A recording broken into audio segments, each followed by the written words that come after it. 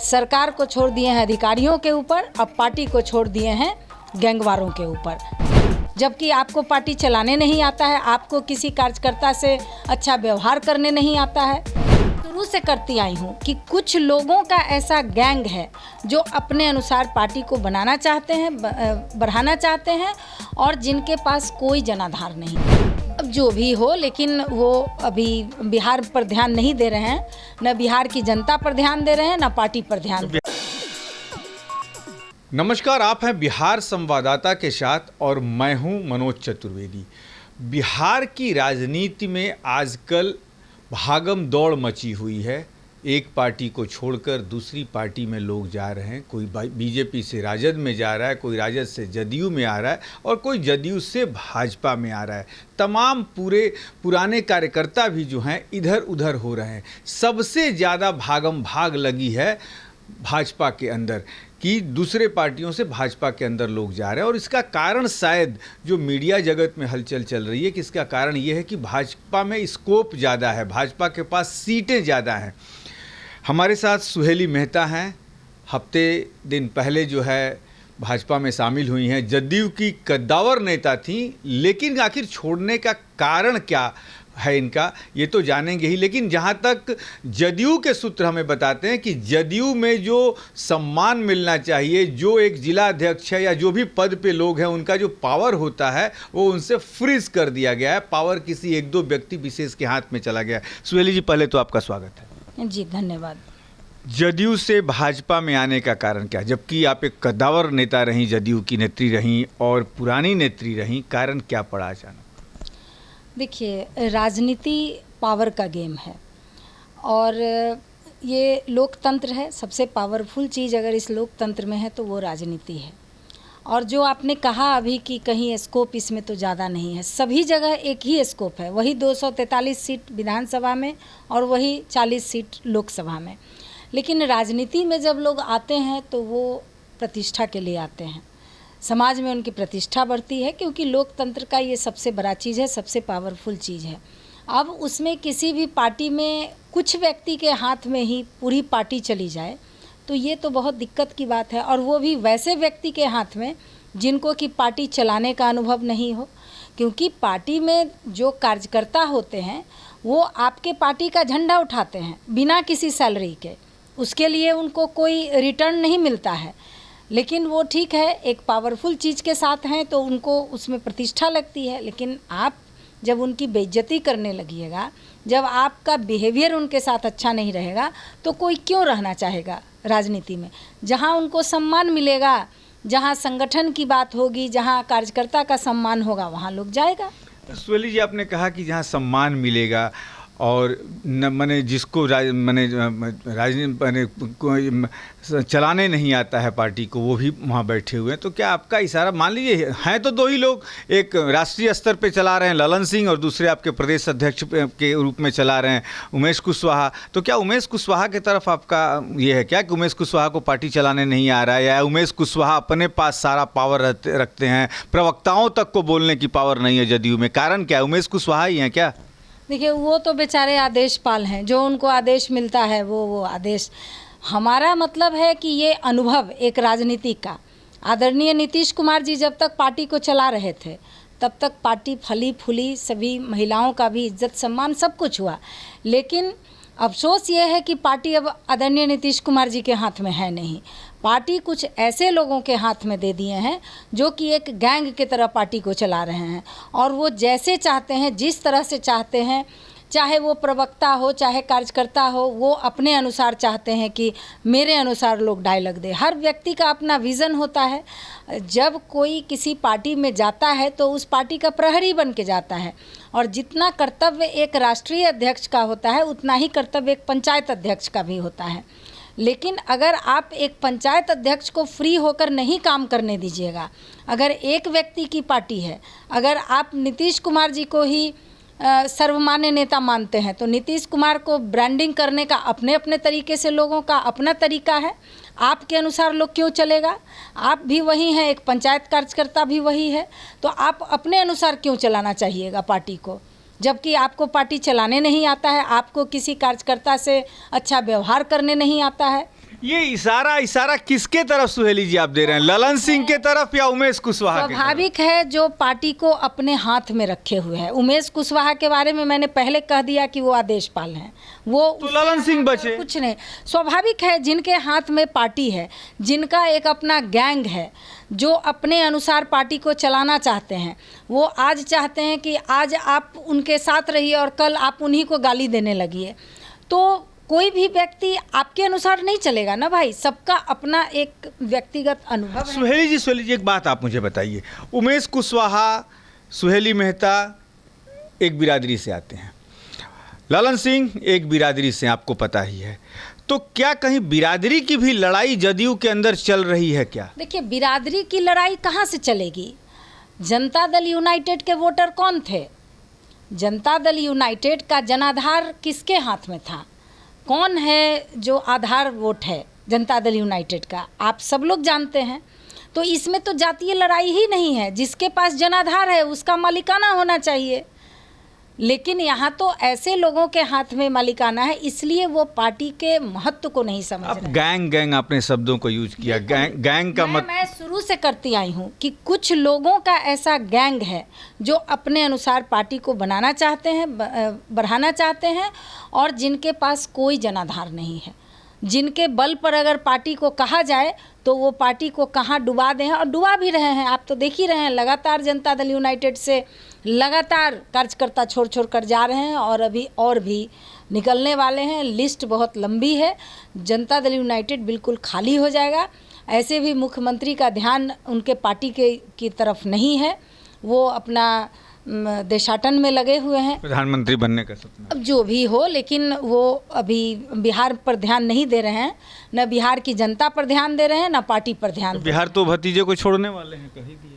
अब ये उनका अपना क्या कहते हैं, क्या करते हैं, उस पर हमारी कोई टिप्पणी नहीं होगी। जनता जानती है, सभी लोग देख रहे हैं, आप लोग भी देख रहे हैं। लेकिन जिस कमिटमेंट के साथ वो बिहार में जनता ने उनको वोट किया था, उस कमिटमेंट को वो निभा नहीं रहे हैं। सरकार को छोड़ दिए हैं अधिकारियों के ऊपर, अब पार्टी को छोड़ दिए हैं गैंगवारों के ऊपर, जिसके कारण कि आज उनको पार्टी से भी धीरे धीरे सरकार को किसके ऊपर छोड़ दिए हैं? अधिकारियों के ऊपर पार्टी अपनी सरकार को छोड़े हुए हैं। जब गार्जियन ही बिहार में नहीं है तो बिहार की जनता को कौन देखेगा? अधिकारी अपने तरीके से चलाएंगे, और देश और बिहार काम तो अधिकारी ही करते हैं, जनप्रतिनिधि उसको कंट्रोल करने के लिए होते हैं। लेकिन अगर जनप्रतिनिधि ध्यान नहीं देंगे तो अधिकारी को जैसे मन करेगा वैसे करेगा। तो जैसा आपने कहा कि चला कोई एक और रहा है इस पार्टी को, सुहेली मेहता पार्टी में आई हैं, क्या आशा लगाकर? कहीं से विधायक का चुनाव लड़ना है, क्या आशा, या अभी सिर्फ एक भाजपा की सिपाही बनकर आई हैं? नहीं, देखिए, हम तो ऐसे भी, मेरी राजनीतिक शुरुआत भारतीय जनता पार्टी से हुई थी। एक तरह से मेरी ये घर वापसी है। और नीतीश कुमार जी भी भारतीय जनता पार्टी के साथ सरकार चला रहे थे, इसलिए हम काफ़ी कंफर्टेबल थे, हमको किसी तरह का प्रॉब्लम नहीं था। नीतीश कुमार जी जब तक पार्टी को अपने हाथ में रखे हुए थे, अपने अनुसार चलाते थे, पार्टी सही ढंग से चल रही थी। लेकिन मैंने पहले ही कहा कि वो पार्टी ऐसे हाथों में दे दिए हैं कि आप देखिएगा चंद महीनों में ये पार्टी ख़त्म हो जाएगी। अब देखिए, जो सुहेली मेहता नीतीश कुमार के भी करीबी रहीं, जनता दल यूनाइटेड की, जदयू की कद्दावर महिला नेत्री रहीं, ललन सिंह के साथ बहुत अच्छे संबंध रहे उनके, लेकिन आज वही सुहेली मेहता कह रही हैं कि पार्टी ऐसे व्यक्ति के हाथ में चली गई है कि पार्टी बहुत जल्द खत्म होने वाली है। तो क्या सुहेली जी ये माना जाए कि नीतीश कुमार ने जिस तरीके से समता पार्टी की मिटिया पलित कर दी, वही हाल कहीं वो अपने ही हाथों से जदयू का तो करने वाले नहीं? निश्चित रूप से हमें लगता है कि उनको अब चिंता नहीं है, क्योंकि उनका भी पॉलिटिकल रिटायरमेंट आने जा रहा है। तो हमें लगता है कि वो अपने पार्टी की विरासत के बारे में नहीं सोचे कि अब ये पार्टी कहाँ जाएगी, मेरे बाद इस पार्टी को कौन देखेगा, कैसे ये पार्टी सरवाइव करेगी, इसके बारे में उन्होंने नहीं सोचा, जिसके कारण कार्यकर्ता असुरक्षित हैं। कितने भी देखिए, कोई भी पार्टी का एक कैडर वोट होता है, और सब पार्टी पर एक विचारधारा पर कैडर वोट होता है। आप कम्युनिस्ट का जो कैडर है उसकी अपनी विचारधारा, कैडर की बात मैं कह रही हूँ। एक होता है कि फ्लोटिंग होते हैं, जो फ्लोटिंग वोट होते हैं, उनको समझिए कि जो अच्छा काम कर रहा होता है उसको आदमी देता है वोट। तो वैसे लोग जो मुख्यमंत्री की वैसी विचारधारा के साथ इनके साथ जुटा होगा जिनके अगेंस्ट में इन्होंने पार्टी बनाई, तो उस कैडर का और इस कैडर के लोगों का विचार नहीं मिलता है। स्वाभाविक सी बात है कि इन लोग का लुटिया डूबेगा। जो आज जिस तरह का कॉम्बिनेशन है उसमें दोनों कैडर के लोग एक दूसरे को नहीं देखना चाहते हैं। अच्छा सुहेली, तब तो ये बात ही सामने आएगी कि समता पार्टी को जैसे ख़त्म करके, उसकी अर्थी निकाल के ख़त्म करके नीतीश कुमार ने जदयू बनाया, वैसे ही क्या ललन सिंह भी जदयू को ख़त्म करके एक नया मोर्चा तैयार करेंगे? तो उससे क्या हो जाएगा? नीतीश कुमार के पास तो जनाधार था, उनका एक विचार था। हर आदमी थोड़ी नेता बन सकता है, नेता हर आदमी नहीं बन सकता है। नेता 2-3 ही पैदा हुए हैं इस बिहार में, 2-3-4 जो ललन सिंह का भी जनाधार है। नेता मैं बता रही हूँ, तो निर्दलीय लड़के देख लें। अगर नेता हैं तो निर्दलीय लड़के देख लें। इन लोगों ने तो अपने नाम पर पार्टी बनाई, जो भी बनाए हमारे ये पूरे बिहार में जो 3-4 नेता हैं किसी भी पार्टी में जो हैं, तो वो सारे नेता अपने अपने बलबूते उनके आधार पर पार्टी बना, न कि उनके सहयोगी के आधार पर पार्टी बना।